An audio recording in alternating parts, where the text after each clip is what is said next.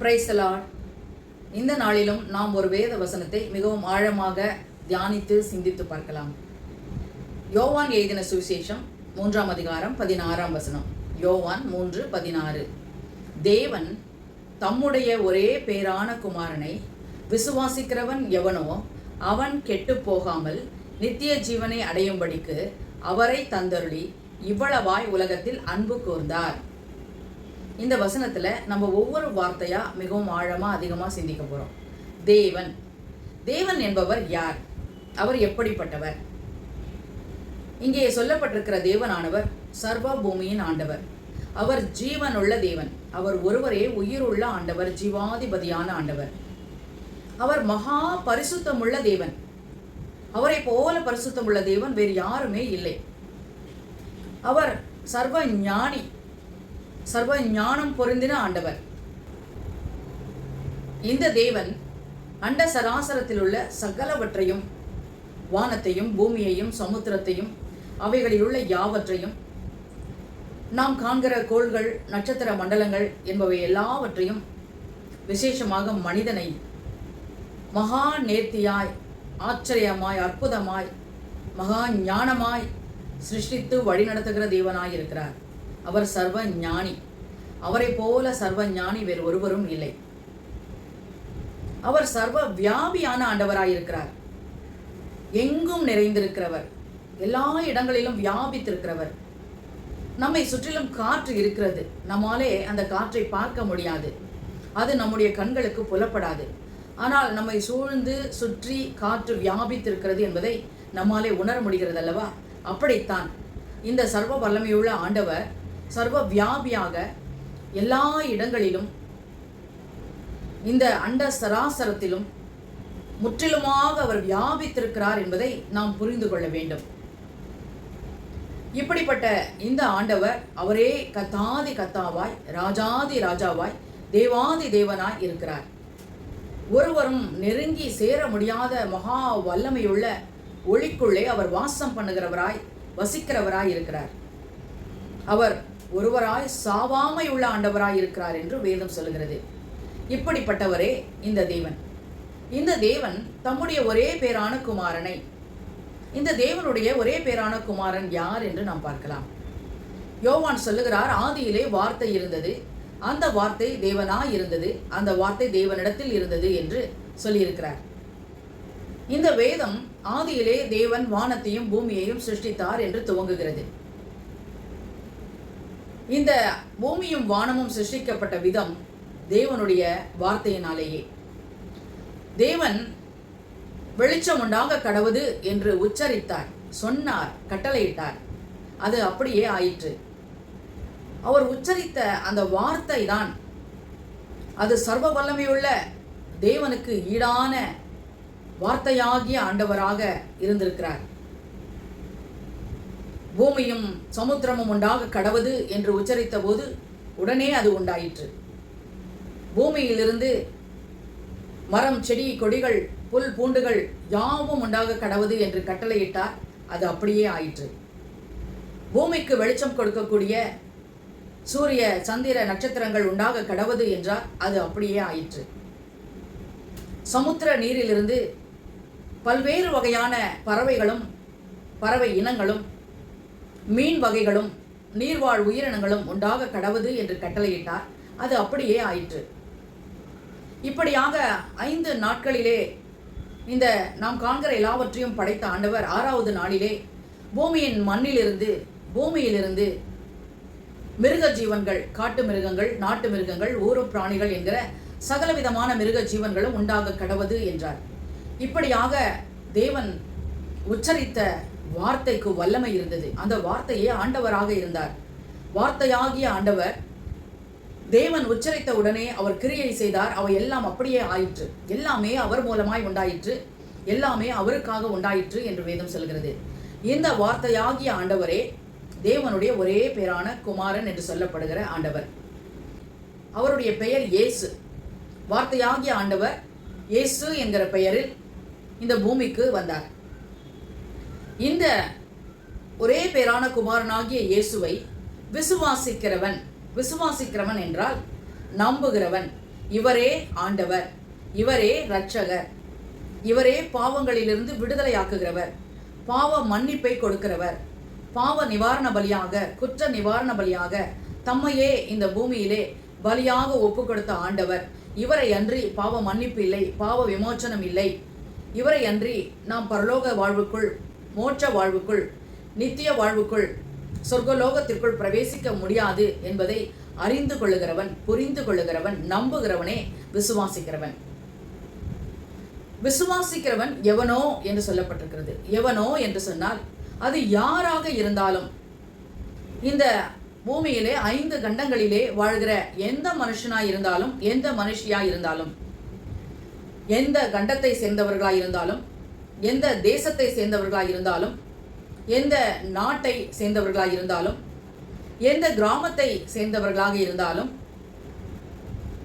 அவர்கள் ஆணோ பெண்ணோ, அவர்கள் பணக்காரர்களோ ஏழைகளோ, அவர்கள் படித்தவர்களோ படிக்காதவர்களோ, அவர்கள் கருப்பு நிறமானவர்களோ வெள்ளை நிறமானவர்களோ, அவர்கள் குட்டையானவர்களோ நெட்டையானவர்களோ, அவர்கள் நீதிமான்களோ பாவிகளோ, சன்மார்க்கரோ, தேவன் இல்லை என்று சொல்லுகிறவர்களோ, அவர்கள் எப்படிப்பட்டவர்களாய் இருந்தாலும் தேவனுடைய ஒரே பேரான குமாரனை விசுவாசித்தால் அவன் கெட்டு போகாமல், அவன் கெட்டு போகாமல் என்று சொல்லப்பட்டிருக்கிறது.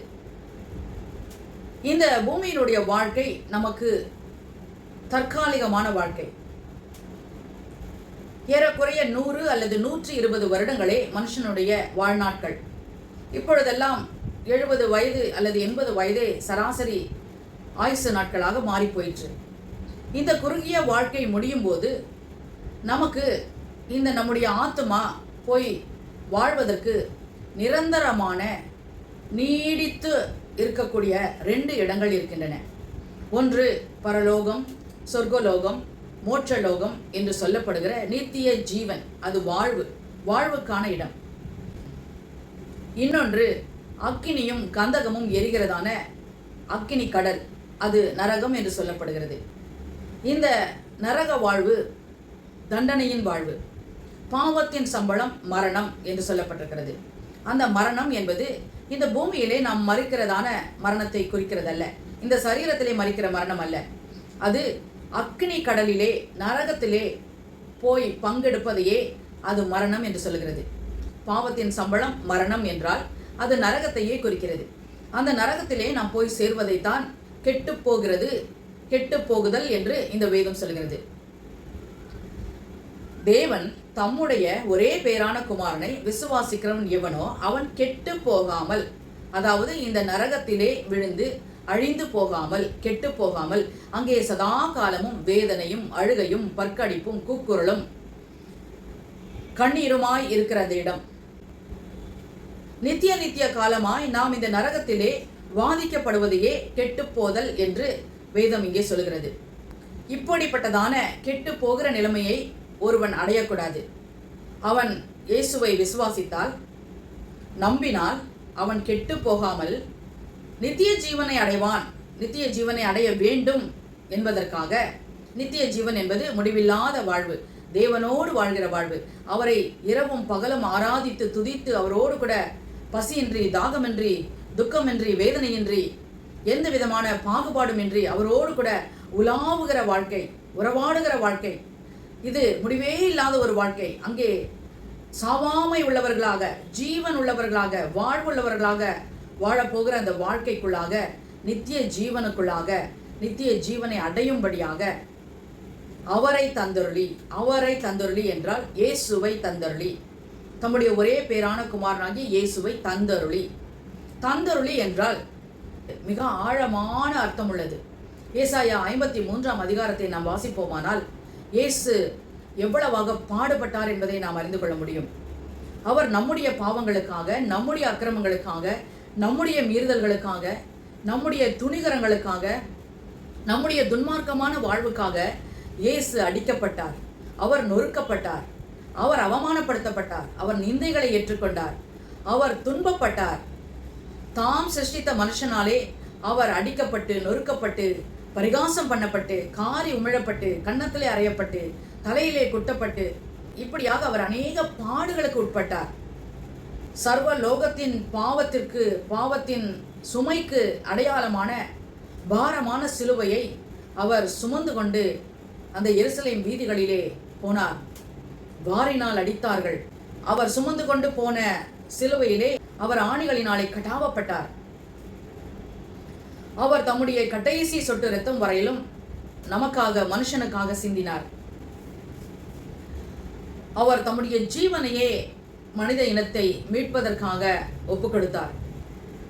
சர்வலோகத்தின் பாவத்தை சுமந்து தீர்க்கிற தேவ ஆட்டுக்குட்டியாகவே அவர் அந்த சிலுவையிலே அறையப்பட்டார், கொல்லப்பட்டார், இரத்தம் சிந்தினார், ஜீவன் விட்டார். இந்த அளவுக்கு பிதாவாகிய தேவன் தம்முடைய ஒரே பேரான குமாரனாகிய இயேசுவை விசுவாசிக்கிறவன் கெட்டு போகாமல் நித்திய ஜீவனை அடைய வேண்டும் என்பதற்காக தந்தருளினார். அந்த சிலுவையிலே தந்தருளினார். பாவ நிவாரண பலியாக, குற்ற நிவாரண பலியாக, கிருபாதார பலியாக, நம்மை மீட்கும் பொருளாக அந்த சிலுவையிலே அவரை மறிக்கும்படியாக தந்தருளினார். நாம் நம்முடைய பிள்ளைகளுக்கு இப்படிப்பட்ட தண்டனையை கொடுக்க விரும்புவோமா, நினைப்போமா? நம்முடைய பக்கத்து வீட்டு பிள்ளைக்காக, அந்த பிள்ளையை காப்பாற்றுவதற்காக நம்முடைய பிள்ளையை அடிப்பதற்கும் பாடுபடுவதற்கும் அல்லது கொல்லப்படுவதற்கும் விட்டு கொடுப்போமா? அதுவும் இல்லாமல் அந்த பிள்ளை, பக்கத்து வீட்டு பிள்ளை தவறு செய்திருக்கும் போது தவறே செய்யாத நம்முடைய பிள்ளையை நாம் தண்டனைக்கு ஒப்பு கொடுப்போமா? நம்முடைய பிள்ளையும் பக்கத்து வீட்டு பிள்ளையும் ஒரே அந்தஸ்து, மனுஷர்கள் என்கிற அந்தஸ்தில் இருக்கிறவர்கள். ஆனால் இயேசுவை குறித்து யோசித்து பாருங்கள். சர்வலோகத்தின் ஆண்டவர் அவர். எல்லாமே அவர் மூலமாய் உண்டாக்கப்பட்டது. சர்வ வல்லமையுள்ள தேவன் அவர். அவர் தாம் சிருஷ்டித்த மனுஷருக்காக தமக்கு இணை இல்லாத, தமக்கு சமமாய் இல்லாத, தமக்கு ஒப்பாய் இல்லாத, தம்மை விட தாழ்ந்த தம்முடைய கரத்தின் கிரியை ஆகிய மனித இனத்திற்காக அவர் தம்மையே பலியாக ஒப்பு கொடுத்த அன்பு எவ்வளவு பெரிய அன்பு! இயேசுவை சிலுவையிலே தந்தருளி இவ்வளவாக அவரை மரணத்திற்கு உட்படுத்துகிற அளவுக்கு இவ்வளவாக நம்மீது ஆண்டவர் அன்பு வைத்தார். நம்முடைய பிள்ளையை கொன்று நாம் யாரையாகிலும் நேசிக்க முடியுமா? நம்முடைய பிள்ளையை பலியாக்கிவிட்டு நாம் யாரையாகிலும் நேசிக்க முடியுமா? ஆனால் ஆண்டவர் தம்முடைய ஒரே பேரான குமாரனை நமக்காக பலியாக்கி நம்மை நேசித்தார். இவ்வளவாய் நேசித்தார். இந்த இவ்வளவா என்பதை நம்மாலே விவரிக்க முடியாது. புரிந்து கொண்டால் நம்மாலே கண்ணீர் சிந்தாமல் நன்றி சொல்லாமல் இருக்கவே முடியாது. இவ்வளவாய் உலகத்தில் அன்பு கூர்ந்தார். அவர் வெறும் இஸ்ரேல் நாட்டில் மாத்திரம் அன்பு கூறவில்லை. அவர் வெறும் எருசலேம் பட்டணத்தில் மாத்திரம் அன்பு கூறவில்லை. அவர் யூதர்களிடத்திலே, இஸ்ரவேல் ஜனங்களிடத்திலே, எபிரேயர்களிடத்திலே, கிறிஸ்துவர்கள் என்று சொல்லப்படுகிற கூட்டத்தாரிடத்திலே மட்டும் அவர் அன்பு காட்டவில்லை. அவர் எந்த ஒரு குறிப்பிட்ட இனத்திற்காகவோ, எந்த ஒரு குறிப்பிட்ட ஜனத்திற்காகவோ, எந்த ஒரு குறிப்பிட்ட தேசத்திற்காகவோ அவர் பலியாகவில்லை. ஒட்டுமொத்த உலகத்திற்காக, ஒட்டுமொத்த மனுக்குலத்திற்காக இயேசுவை தேவன் பலியாக்கினார். ஒட்டுமொத்த உலகத்தில் அவர் அன்பு கூர்ந்தார் என்பதை நாம் புரிந்து கொள்ள வேண்டும். நாம் தமிழிலே இடவாகு பெயர் என்கிற ஒரு இலக்கணத்தை நாம் கற்றிருப்போம். இந்தியா ஒலிம்பிக்கிலே போய் ஜெயித்தது என்று சொன்னால் இந்திய மக்கள் போய் ஜெயித்து வந்தார்கள். தமிழ்நாடு ஒலிம்பிக்கிலே கோப்பையை வென்று கொண்டு வந்தது என்று சொன்னால் ஒரு பெரிய வெற்றி பதக்கத்தை, தங்க பதக்கத்தை வென்று வந்தது என்று சொன்னால் தமிழ்நாட்டு மக்களை, தமிழ்நாட்டு வீரர்களை அது குறிக்கிறது. இந்த தேவன் இவ்வளவாய் உலகத்திலே அன்பு கூர்ந்தார் என்று சொன்னால் உலகத்தில் உள்ள சகல ஜனங்களையும், எந்த ஒரு இனத்தையும் அல்ல, எந்த ஒரு கூட்டத்தையும் அல்ல, எந்த ஒரு தேசத்தையும் அல்ல, சகல மக்களையும், 5 கண்டங்களிலும் உள்ள மக்களையும், எல்லா விதமான மக்களையும் அவர் நேசித்திருக்கிறார். எல்லா விதமான மக்களிடத்திலும் தேவன் அன்பு கூர்ந்திருக்கிறார். இவ்வளவு பெரிய அன்பை நாம் இந்த பூமியிலே வேறு எங்கும் யாரிடத்திலும் காணவே முடியாது. தாய் தகப்பனுடைய அன்பு மாறிப்போகும், உடன் பிறந்தவர்களுடைய அன்பு மாறிப்போகும், பெற்ற பிள்ளைகளுடைய அன்பு மாறிப்போகும், நண்பர்களுடைய அன்பு மாறிப்போகும். ஆனால் மாறாத தூய பரிசுத்த அன்பு கர்த்தராகிய இயேசு கிறிஸ்துவினுடைய அன்பு. இந்த அன்பை நாம் புரிந்து கொண்டவர்களாக அவரை நேசிப்போம். அவரே மெய்யாய் ஜீவனுள்ள தேவன் என்பதையும், அவரே நம்முடைய பாவங்களுக்காக பரிகாரியாக பலியானார் என்பதையும் புரிந்து கொண்டு, அவருடைய ஆவியானவரே நம்மை இந்த பூமியிலே பரிசுத்தமாய் பாதுகாத்து நித்திய ஜீவனுக்குள்ளாய் கொண்டு போய் சேர்ப்பார் என்பதையும் நாம் அறிந்து புரிந்து விசுவாசித்து அவருக்கு நன்றி உள்ளவர்களாய் வாழ்வோம். நாம் அறிந்து கொண்ட புரிந்து கொண்ட இந்த சத்தியத்தை நம்முடைய நண்பர்களுக்கும் உறவினர்களுக்கும் சொல்லுவோம். அவர்களும் கெட்டு போகாமல் நித்திய ஜீவனை அடையும்படிக்கு இந்த அன்பை பெற்றுக்கொள்ள நாம் அவர்களுக்கு வழிகாட்டுவோம். கர்த்தர் தாமே இந்த வார்த்தைகளை ஆசீர்வதிப்பாராக. நாம் நம்முடைய வாழ்க்கையின் மூலமாய் தேவனுடைய நாமத்தை வல்லமையாய் மகிமைப்படுத்த தேவன் அனுக்கிரகம் செய்வாராக. தேவனுக்கே துதியும் கனமும் மகிமையும் உண்டாவதாக. ஆமேன், ஆமேன், ஆமேன்.